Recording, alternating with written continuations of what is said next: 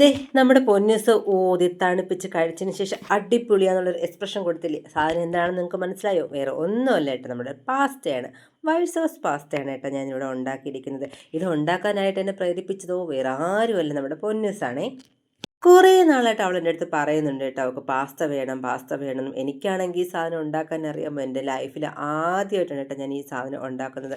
അതും കുറേ വീഡിയോസ് കണ്ടതിന് ശേഷം എനിക്ക് ചെയ്യാൻ പറ്റും എന്ന് ഉറപ്പുള്ള, അല്ലെങ്കിൽ ചെയ്യാൻ പറ്റും എന്ന് കോൺഫിഡൻസ് തോന്നിയ ഒരു മെത്തേഡാണ് ഞാനിവിടെ എടുത്തിരിക്കുന്നത് ഇത് ഉണ്ടാക്കാനായിട്ട്.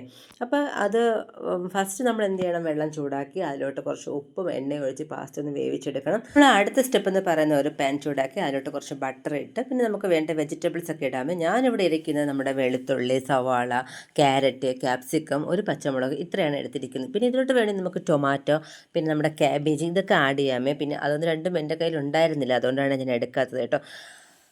അപ്പോൾ നമ്മുടെ ബട്ടറിൽ ഫസ്റ്റ് ഞാൻ ഇടുന്നത് നമ്മുടെ വെളുത്തുള്ളിയാണ്. അപ്പോൾ വെളുത്തുള്ളി ഒന്ന് ഫ്രൈ ആയി വരുമ്പോഴത്തേക്കും ബാക്കിയുള്ള വെജിറ്റബിൾസ് ഒക്കെ ഇട്ട് ഒന്ന് വേവിച്ചെടുക്കണേ.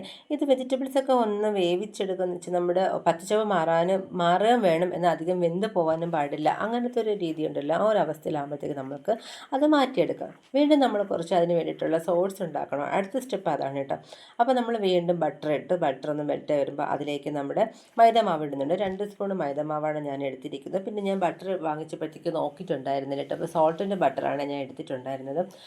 അപ്പോൾ നിങ്ങൾ ഈ ബട്ടർ ചീസൊക്കെ വാങ്ങാൻ പോകുമ്പോഴത്തേക്ക് ഒന്ന് ശ്രദ്ധിച്ചോളണം കേട്ടോ. അല്ലെങ്കിൽ ഇപ്പോൾ മാർക്കറ്റിലൊക്കെ ഒരുപാട് ഫ്ലേവറായിട്ടുള്ള സാധനങ്ങൾ ഇറങ്ങുന്നുള്ളതുകൊണ്ട് നമുക്കൊന്ന് ശ്രദ്ധിച്ചില്ലെങ്കിൽ ചിലപ്പോൾ പണി കിട്ടും കേട്ടോ. ഉണ്ടാക്കുന്ന സാധനത്തിനൊക്കെ ഉപ്പൊക്കെ കൂടിപ്പോവും.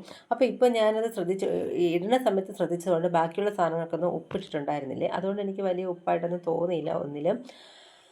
അങ്ങനെ നമ്മുടെ മൈദ മാവിനെ നന്നായിട്ട് ക്രീമി ആയിട്ട് എടുക്കണം കേട്ടോ. കുറച്ച് പാല് നമ്മൾ ഒഴിച്ച് കുറച്ച് മിക്സ് ചെയ്ത് ശരിക്കും ഈ ഒരു സാധനം ഉണ്ടാക്കിയെടുക്കാൻ കുറച്ച് ക്ഷമ വേണം കേട്ടോ. അതായത് നമ്മുടെ ഈ ഒരു മൈദ മാവിൻ്റെ കട്ടയുണ്ടല്ലോ, അതൊന്നും വരാൻ പാടില്ല, നല്ല ക്രീമി ആയിട്ട് ഇരിക്കണം. അങ്ങനെ തന്നെ ഇവിടെ ഇപ്പോൾ ക്രീമായിട്ട് കിട്ടിയിട്ടുണ്ട്. അതിലോട്ട് നമുക്ക് ഫസ്റ്റ് വേവിച്ച് വെച്ചിരിക്കുന്ന വെജിറ്റബിൾസ് എടുക്കാം. അത് നന്നായിട്ടൊന്ന് മിക്സ് ചെയ്തതിന് ശേഷം പിന്നെ വേവിച്ച് വെച്ചിരിക്കുന്ന പാസ്ത ഇടില്ല, അതുകൂടെ ഇട്ട് കൊടുത്ത് നന്നായിട്ടൊന്ന് മിക്സ് ചെയ്തെടുക്കാം. പിന്നെ ഇതിലോട്ട് നമുക്ക് ചില്ലി ഫ്ലെക്സും ഓർഗാനോ ഒക്കെ ഇട്ട് കൊടുക്കാമേ. അത് രണ്ട് എൻ്റെ കയ്യിൽ ഉണ്ടായിരുന്നില്ല, അതുകൊണ്ട് ഞാൻ കുറച്ച് പെപ്പർ പൗഡറും ഒരു കറുകപ്പട്ടയുടെ ഇലയുണ്ടല്ലോ അതും കൂടെ ഇട്ട് കൊടുത്തു.